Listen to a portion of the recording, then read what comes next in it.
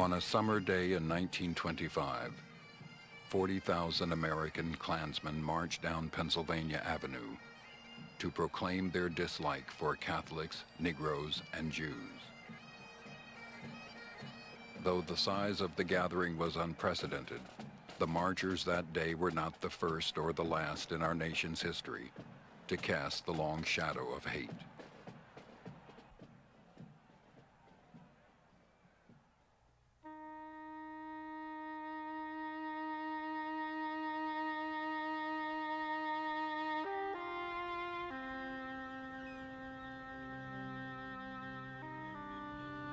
One journey had ended and another had begun.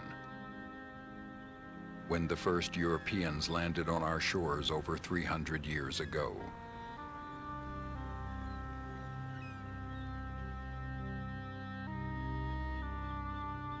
They were refugees from religious persecution, and they were willing to undergo severe hardships to be free of it. But what they saw as their God-given right to be free, they found themselves frequently denying to others.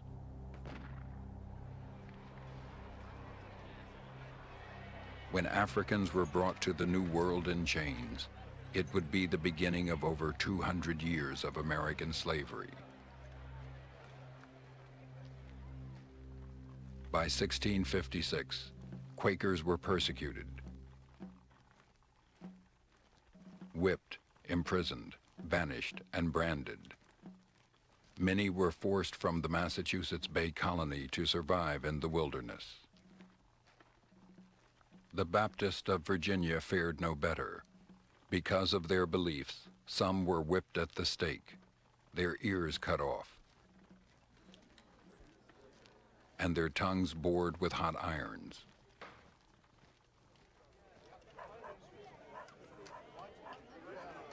It was 200 years later, and intolerance was still with us, when 1.5 million Irish Catholic immigrants filled the slums of Philadelphia, Boston, and New York. Unskilled and illiterate, they were despised and considered violent and animal-like, a threat to the Anglo-Saxon Protestant way of life. They are filling the prisons, they are filling the juvenile homes, they are filling the welfare rolls.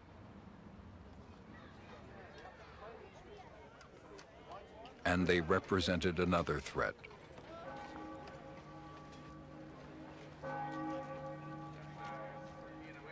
Protestant Americans looked upon the Irish influx not as an accident, but as a conspiracy, engineered by the Vatican and the Pope. The presence of Irish Catholics threw the population into intense alarm and hostility. There were attacks on churches and convents, even anti-Catholic riots.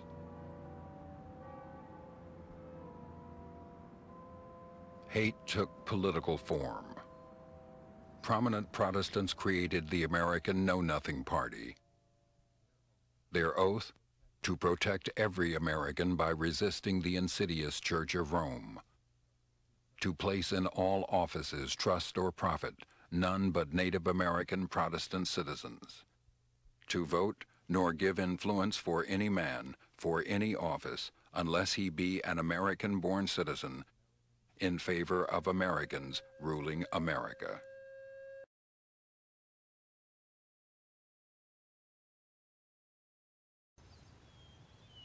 None were more proud of being American than Japanese immigrants who began arriving in this country in 1900.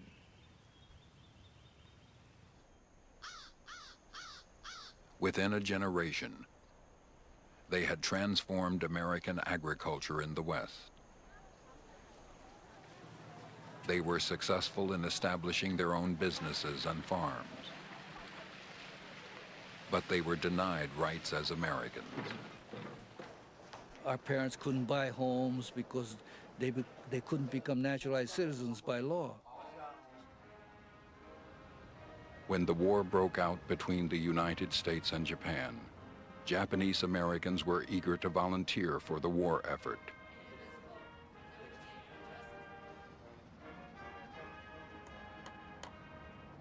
But the government ordered over 100,000 persons of Japanese descent, citizens and non-citizens alike, into custody.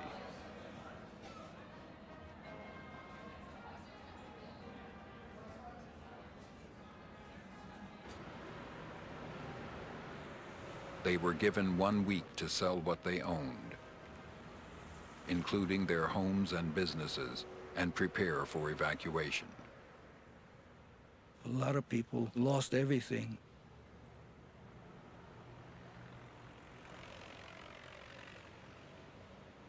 I wasn't even classified as an American citizen anymore.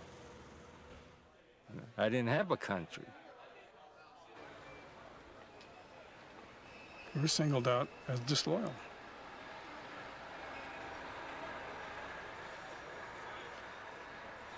Being an American citizen don't mean a thing. The Constitution is just a piece of paper.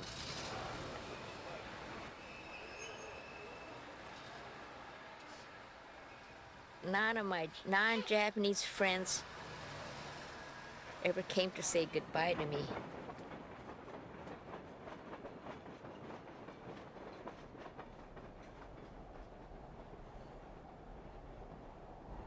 They let us off the train in the middle of the desert. There were something like 9,000 people within less than a mile.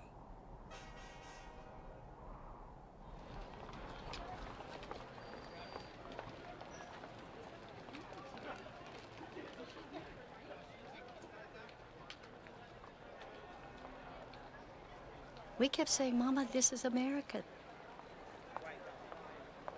She was so afraid that we were going to be killed.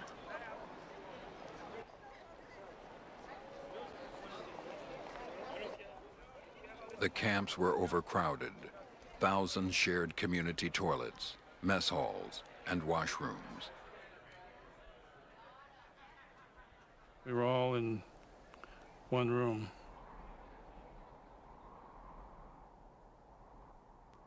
Three years and 4 months. Young men were eventually allowed to volunteer for the U.S. Armed Forces. Their regiment, the 442nd Infantry, became the most decorated unit in United States military history.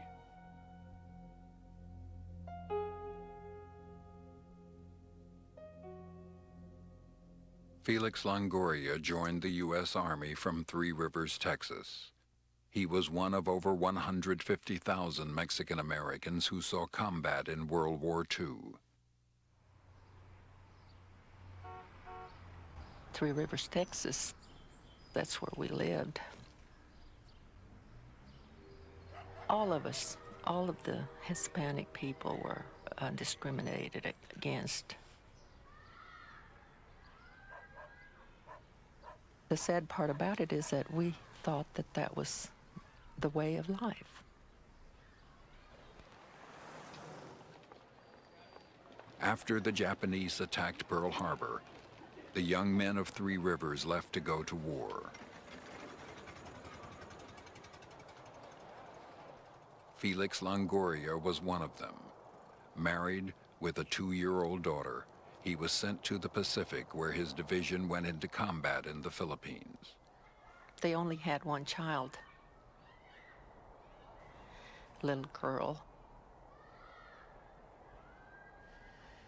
He went overseas.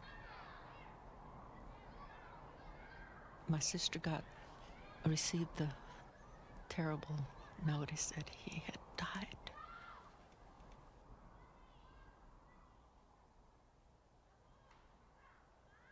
She went to Three Rivers to make arrangements for his body to be brought home. But his widow was told that they would not conduct a funeral for a Mexican American. The funeral director, he said, "We cannot do that because the whites will not like that." this is not right. He is being refused a place to lay his body.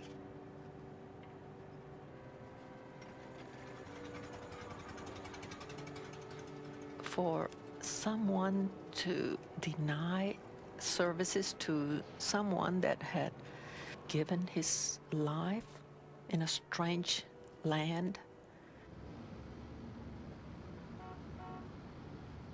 The news about Felix Longoria reached beyond Texas, and it was arranged for his body to be shipped 1,500 miles to Washington and Arlington Cemetery.